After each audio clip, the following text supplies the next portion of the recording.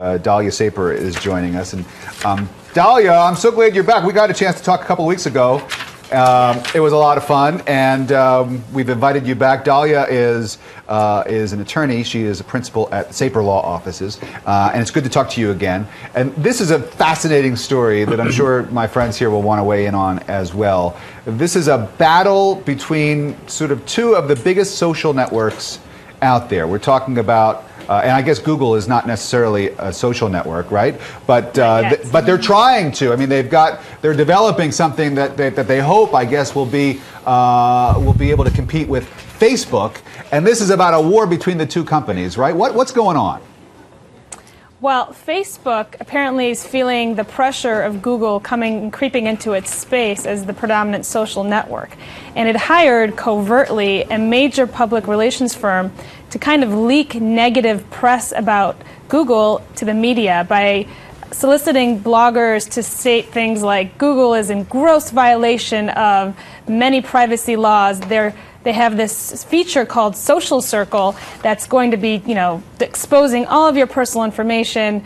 What it's ended up happening is one of the bloggers decided instead of posting the information, he asked more questions like, who is your client?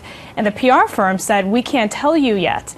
And eventually another reporter uncovered the relationship, and it's ironically, a big PR nightmare both for the PR firm and for Facebook. The PR firm is a very well-known one, Burson Marsteller, that I believe didn't that firm work for Hillary Clinton during her presidential campaign? The CEO of the company is Mark Penn, who was Hillary Clinton's lead pollster. So confronted, and all of this information broken by a great reporter, Dan Lyons from the Daily Beast, who has written about this, and you can check it out yourself. He actually confronted Facebook, and they did confirm that they had hired the PR firm in order to do this. But here's why they said they did it, and I want to get, after we go through this, I want to get from the legal aspect, Daliah, whether this is actually okay. They cited two reasons for hiring Burson Marsteller. They said, first, because they believe genuinely that Google is doing some things in social networking that raise privacy concerns, and two, and perhaps more important, they say, because Facebook resents Google's attempts to use Facebook data in its own social networking service. So is there a legal case here? Can Google sue Facebook for having done this and trying to spread? I mean, you can't really spread lies without, isn't that slander or libel or something like that? Well, first of all, this is the kettle calling the pot black. I mean, Facebook has its own history of privacy violations. It's been under fire by a number of advocacy groups. So for them to use this line of attack against Google is almost humorous.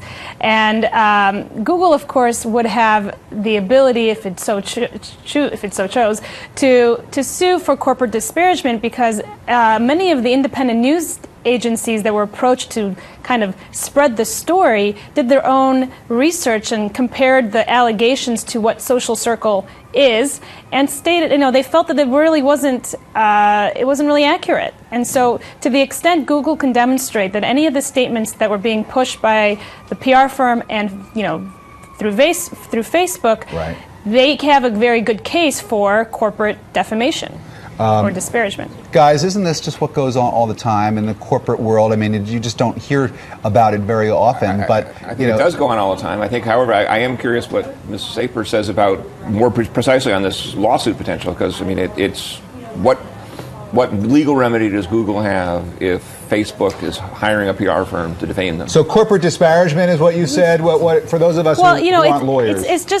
It's defamation. In the eyes of the law, a business entity is also a person. I mean, it seems odd to state that, but if a corporation, especially in this case, arguably a public one, like a public figure one or famous one like Google, wants to pursue an action for defamation, they would have to demonstrate that Facebook did so maliciously. And I think that based on all the articles out there and the fact that they did it all, so covertly, there's clearly a strong argument to be made that Facebook did post false statements of fact and did so maliciously, and there was arguably damage to Google. Now, I think it's really interesting because Facebook has grown by allowing outside applications to integrate and mesh with the program.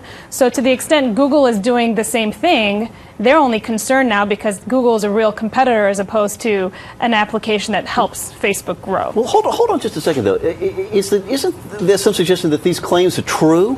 And aren't you allowed to say negative, true things about other people? Plus, I got to tell you, I bow to your legal expertise, but I know when I was learning this stuff in journalism school, it was very, very difficult to sue a corporation.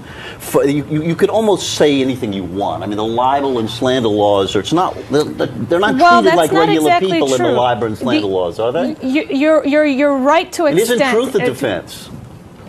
Truth is absolutely a defense, and there is a higher threshold to bring a defamation action, especially against a public figure. So I would argue that Google is a public figure. But the key element here, which I do think exists, is malice.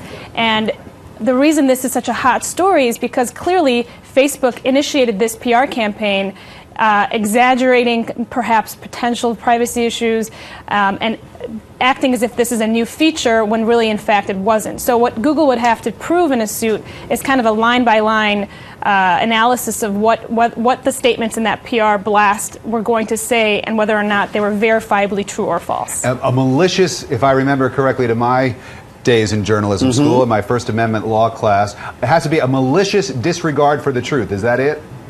That's right. See? And that applies to corporations as well, huh? Well, I guess that's what Daliah said, is that corporations are viewed under the law as just as people are. I mean, there's an entire website called Glassdoor.com that's devoted to employees griping about their corporations, their employers. You know, I've dealt with them in my law firm where a company would call me and say, my corporation's been defamed on this website, and find out who it was. Yeah, and we do that all day long, and there's so many sites devoted to defamation these days. Facebook is, ironically, again, using social media and media in general to disparage its biggest and most threatening competitor. One more thing, Daliah, before we say goodbye. I also remember a distinction between public and private individuals, that the burden of proof becomes much more difficult if the person who's claiming to have been defamed is a public person as opposed to somebody like Ellis, for example, who's very private. Right. The difference is still that malice requirement. There is still otherwise, the malice, right. you would just have. Otherwise, a regular defamation case requires only a demonstration that the person made a true or false statement of fact and published it to someone else, and it caused damage. Good stuff. Daliah Saper, principal of Saper Law Offices in Chicago, Illinois. Good to see you again, Daliah. Hope we get to do this again soon. Thank you, Rick.